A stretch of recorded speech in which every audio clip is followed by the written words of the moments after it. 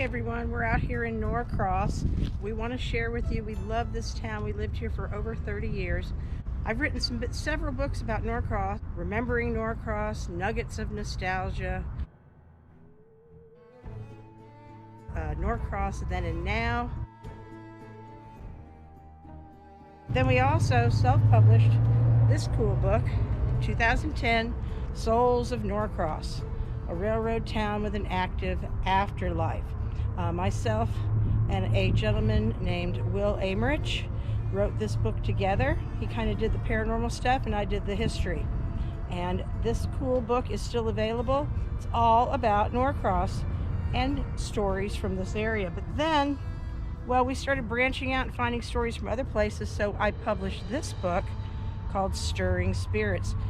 You know, what makes you believe in the paranormal? Well, it's hard evidence. And in these pages, there are some hard evidence that people have had happen to them over the years of being ghost tour guides, paranormal investigators, and psychic empaths. A lot of people have shared their stories with me, and this is a great book available online at lulu.com. I'll post a link to that, or just send me a comment and I can get you an autographed copy as soon as possible. Now we're going to walk around this cemetery in Norcross, the city cemetery. There's a lot of great stories to tell here. I hope you enjoy it. Established in 1870, just before the city was established, local owner Milton Lively donated the land that is now the cemetery.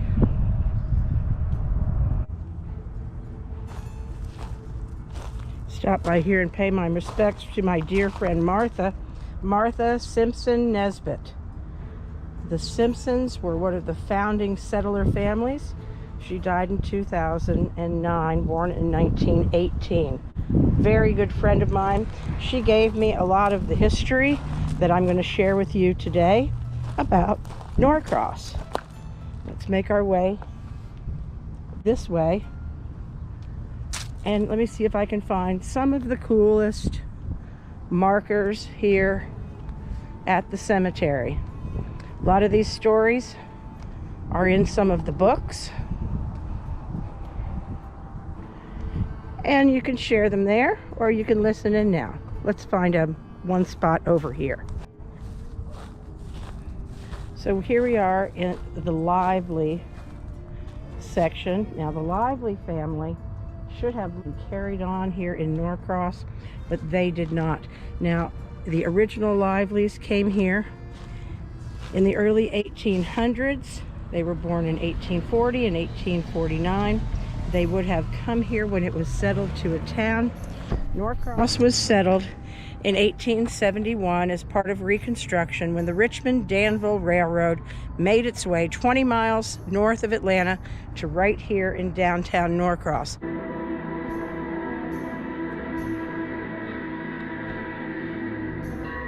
The original train was a commuter train called the Airline Bell. The Airline Bell went back and forth to Atlanta daily and brought out students and teachers and people trading for cotton and other things. And then the Richmond-Danville Railroad extended all the way northward, and it made it eventually all the way to Washington, D.C. And along the rail line sprouted up different towns. And Norcross was one of those towns that sprouted because of the railroad. The entire 250 square acres of downtown Norcross is listed on the Historic Registry, the National Historic Registry. The entire downtown area is listed as historic. We've told a lot of stories from there. One of the coolest ones is about a fella named Doc Lively. Now, Doc Lively is buried right here. He was born in 1877. Henry M. Lively, known as Doc. He was born in 1877 and died in 1915. His first wife was Marie. She died in 1906. And his second wife was Luella, and she passed away in 1928. She outlived him by just a bit. Now, the ones who did not outlive Henry Lively, Doc, would have been his 3 children. And the story of Doc Lively is that one Christmas Day, now on Christmas Day in those days, all the little shops were open. You go get a turkey or some fruit or candy to give to the children in their stockings. And a lot of people would go to the butcher to get a turkey or a chicken to roast that day for Christmas Day. Well, Doc that day came into town and he was very drunk on the moonshine. He was starting a lot of trouble, and he started trouble with the butcher here in Norcross. The butcher pushed him out the door.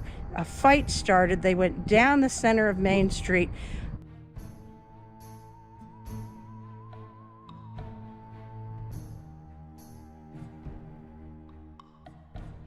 Up into an alleyway between what was then the post office and another structure. Now, in this alleyway, a fight ensued, and it ended up that the butcher drew a pistol on Doc, and Doc was killed.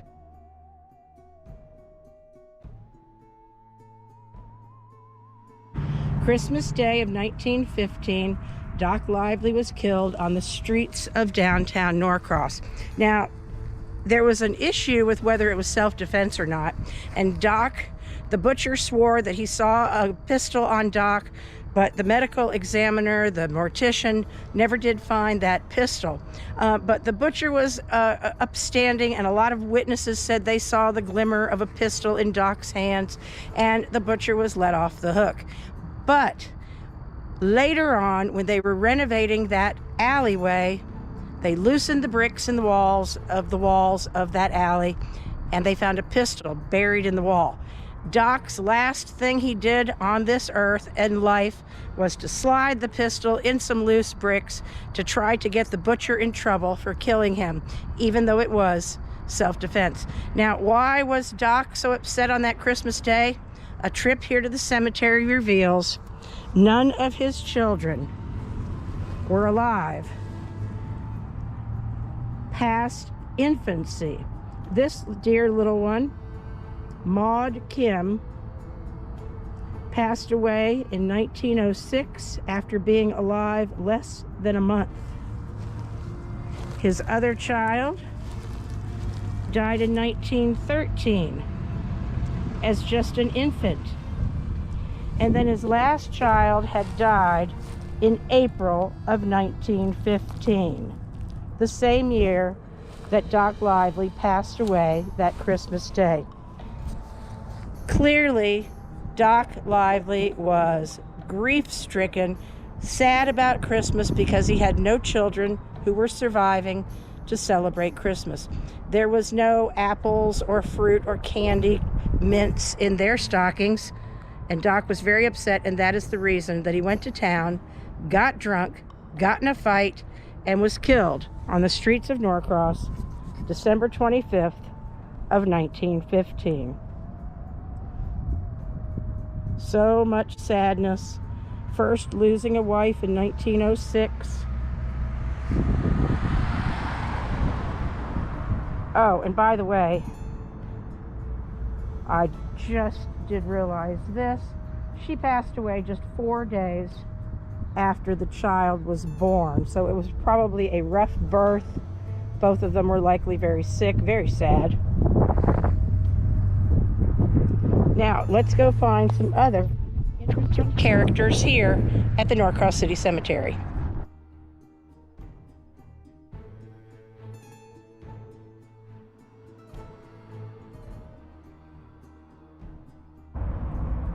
These were some of the earliest families to be here.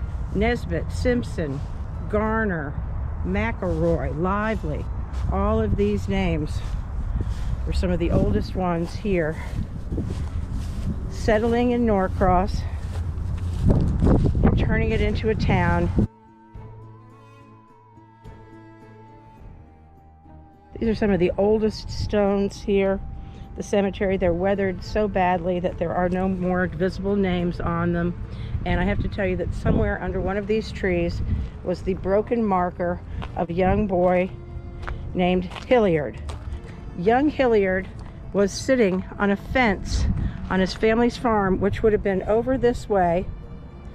And he was bothering no one, just sitting on a fence on the family farm, when some Union soldiers came through the area and a skirmish came out, and Hilliard was shot and killed at the age of 11.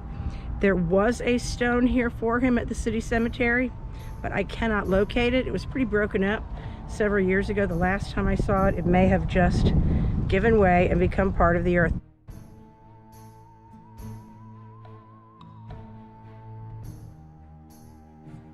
All right, here we are at the Rochester plot.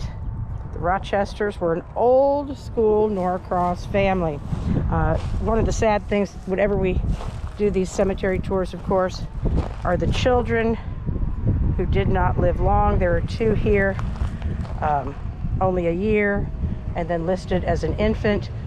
But then there's young Hollis Rochester. See, he was 24 when he died. Now, the story about Hollis is very interesting. In those days, the train dropped off bags of money and mail by train, by bags, and they would be picked up along the rails on large hooks. Well, some of the bags of money were going missing, and it always seemed to be right around the time somebody would see Hollis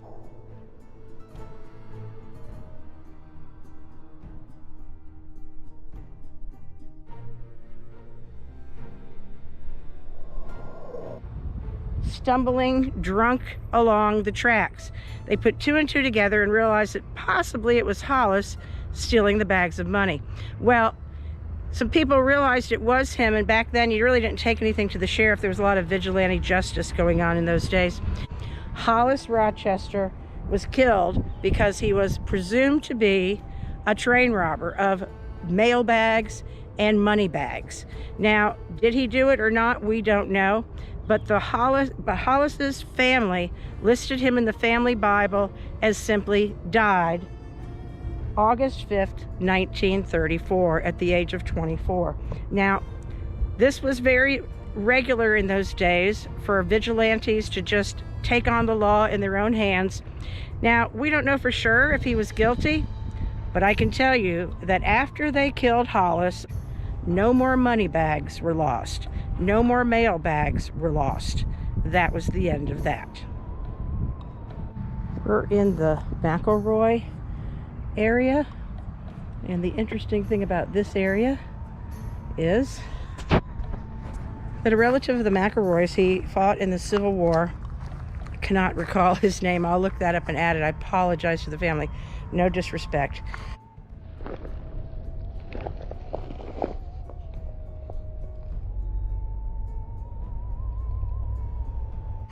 Well, he fought in the Civil War. He was shot on the battlefield and laid on the battlefield with the fray, the firing going on above his head for 3 days, till he was dragged from the battlefield, taken to a military hospital where his leg was amputated by a swift surgeon who was able to do the deed in just a few minutes with a nice shot of whiskey to go with it. And he did return home and lived a long life and was able to tell that tale. The McElroy family, very old school Norcross.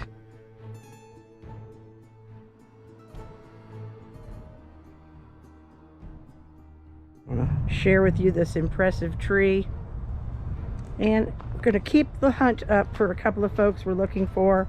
I'll probably go back up to the truck and do a grave site search for them. I'd really like to find them before we have to leave Norcross today. We're looking for Roy Carlisle and Ivy Wingo. If I don't find them, I will still tell you the story, but I do want to head down this way and share. You see the guys playing soccer on the field? Well, that wasn't always a soccer field. Oh no, that was known as the pauper's grave site. If you were not of wealth, had no money, couldn't afford the $4 for a plot, they would bury you wrapped in a horse blanket and just your clothes you were wearing when you died, your death clothes. They'd bury you down here in the field. Probably not even a stone marker, and those were left for years and years and years. Then around the 1950s, now granted this happened across the country, in about the 1950s, the county, this is Gwinnett County we're in, these counties decided that this property that was unmarked, no one really knew who was there, they decided to turn them in to athletic fields. And that's what you see here, an athletic field that under there still are likely the bones and final remains of folks that simply did not have the money to be buried properly in the beautiful city cemetery.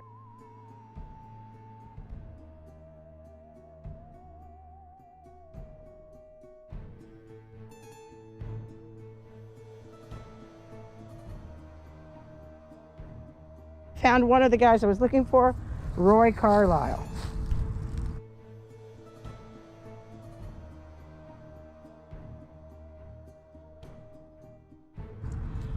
In the Carlisle plot.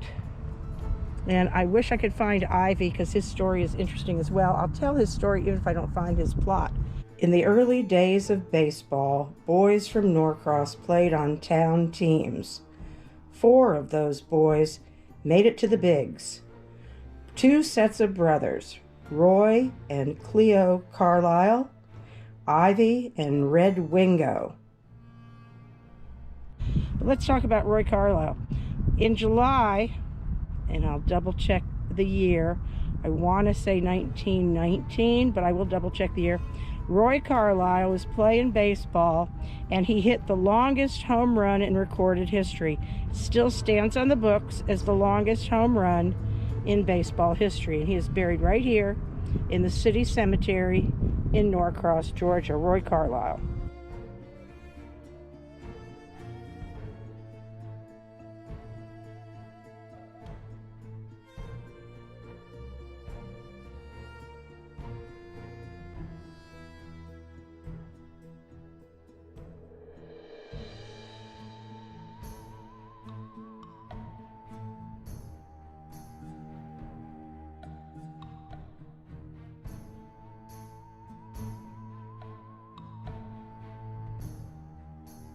We're still looking for Ivy Wingo.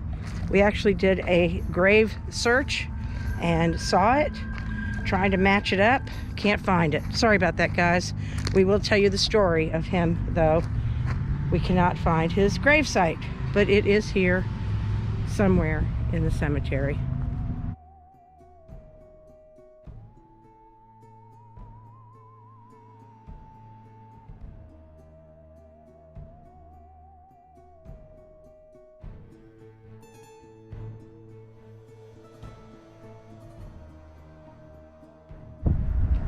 I want you to look that way at the high tension wires.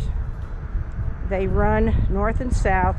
And in this area during World War I, there was a military camp where the men would practice their riflery and they would fire shots into a hillside, which is now a shopping center. And the military men, of course, they had their families with them in these camp outposts. And there was a young girl born there in 1923, and her name was Martha Adams. Martha is now interred here in just about a mile from where she was born, which I think is interesting. Martha Miller Adams was also one of 4 of the first women ever inducted to be a student at Georgia Tech University. And Colonel John Adams, her husband, was a military man as well as her father was. He was very decorated, very beloved. He served in World War II, Korea, and Vietnam. The 2 of them are interred here across from the Norcross City Cemetery in what is known as Wright Cemetery. He was known to love to fly, and he also loved to grow grapes, had a vineyard not far from here. She actually sustained a debilitating side effect from a test that she took and spent her elderly years in a wheelchair and on oxygen. But she is interred and rests in peace just a mile or so from where she was born. Martha and Colonel John Adams. They were actually friends of ours as well. We knew them in life. We honor them here.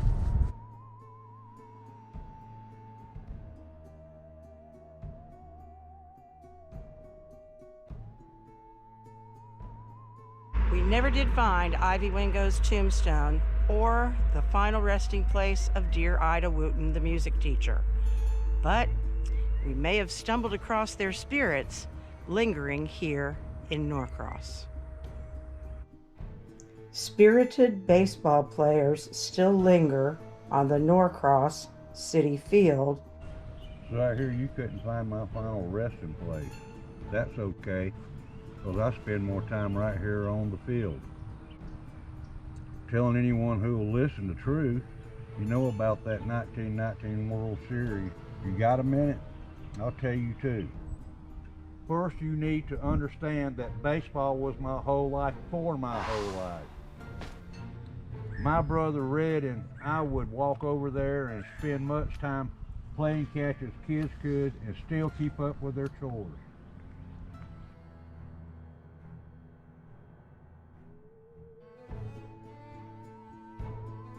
When we played on the town team, those balls were dead like rocks. It was 1911 when St. Louis drafted me, and by then, the center of the ball was court. Man, those balls could fly. Anyway, back to the World Series that we won. It was 1919, and we were playing against the Chicago White Sox. The thing that sticks in my craw is how those newspapers tried to say we won on account of those Sox through the game. Well, I tell you, we played a hard series and it wasn't like that. Check those stats. I think Joe got a bad rap, and I think we did too. Jackson had to leave the game he loved.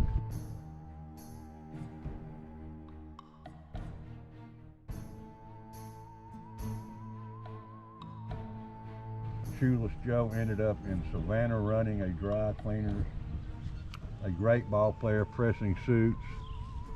Ain't that a story? And me, I hang out here most days just reminding folks. We won that series fair and square.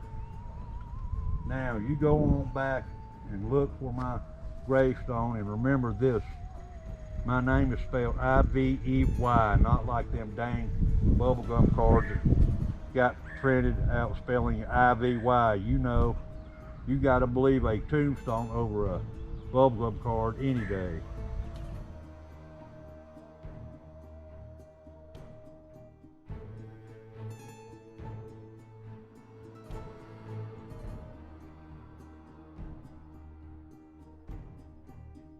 Psychics can still hear a cheering crowd at the old Norcross ball field. I guess that goes to show that, like they say, you build it, they will come. If you tear it down, they won't leave.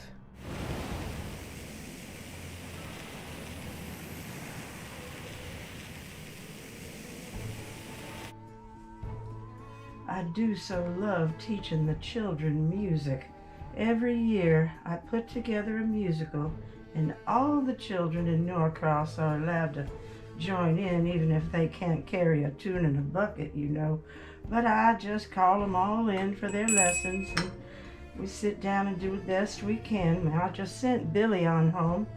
It's getting mighty cold for a boy that age, but I should have lit the fire, I suppose, but I'll just take a moment more and work on some things here, and then I'll head home myself. Oh my, I should have headed on home sooner. The rain on my window pane has turned to ice. I think I will head home now. She didn't light the fire that January day, and she walked home chilled and cold and died early in February, contracting pneumonia. Oh my. When I got home, it was a bit too late. I ended up going straight to the bed, and old Doc Simpson came to see me, and he told me, he goes, "You are so hot, but I don't understand, 'cause I feel so cold." Even on the hottest summer day in Norcross, folks still smell wood smoke from the little studio cottage as Ida's spirit tries desperately to light her fire.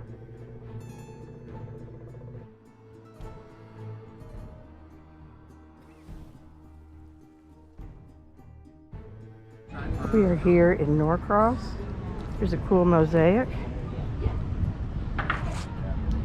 nice park.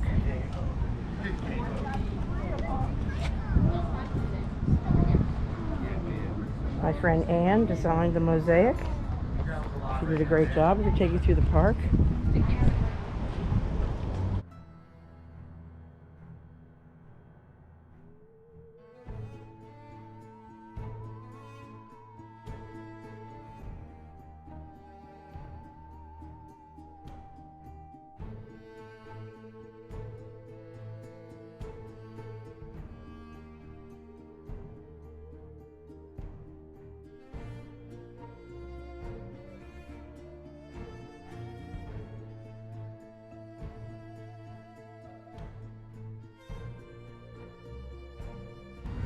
These are all World War II veterans memorialized on this stone wall.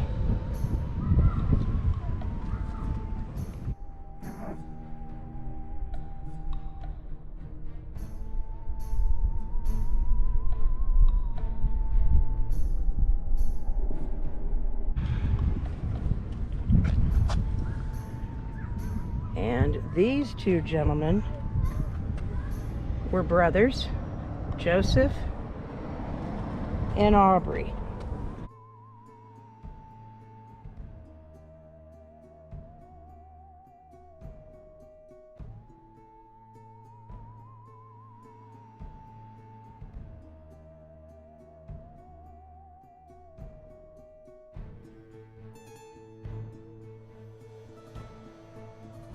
They died a year apart.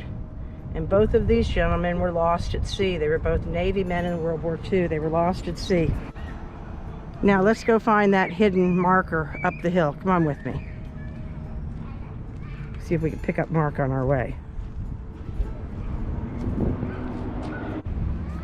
Pretty day. The park's busy.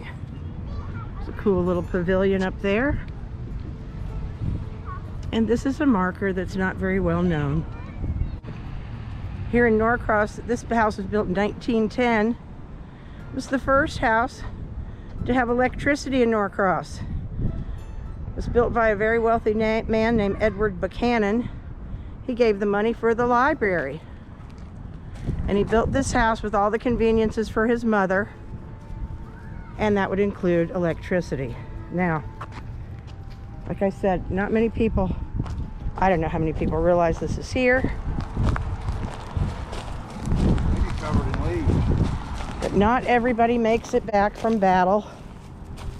And to give that person a marker, a memorial, this family had a plaque put in under this really cool tree. And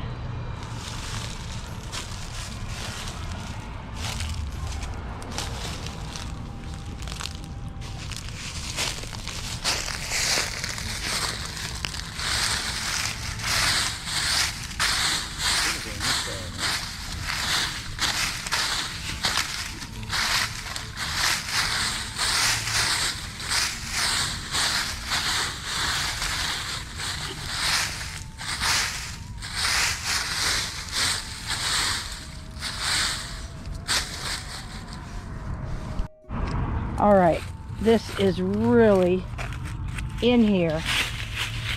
It doesn't look like they are tending to this marker very well. Let me show you. I gotta really dig down here with this stick.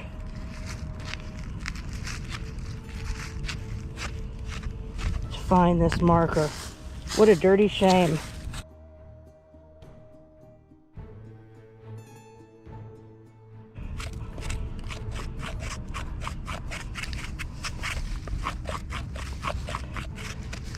And there it is. That it? That's it. I don't lay it with that.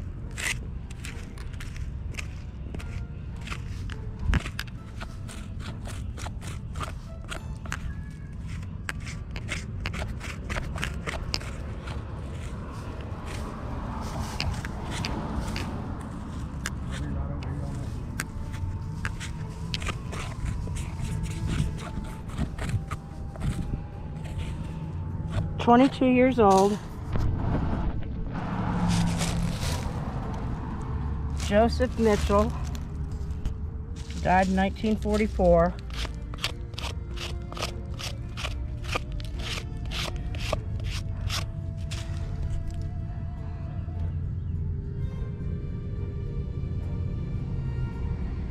Born in 1922.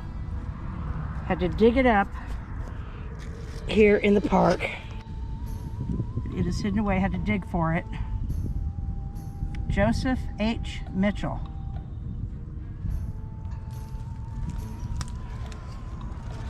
The plaque is under this big tree.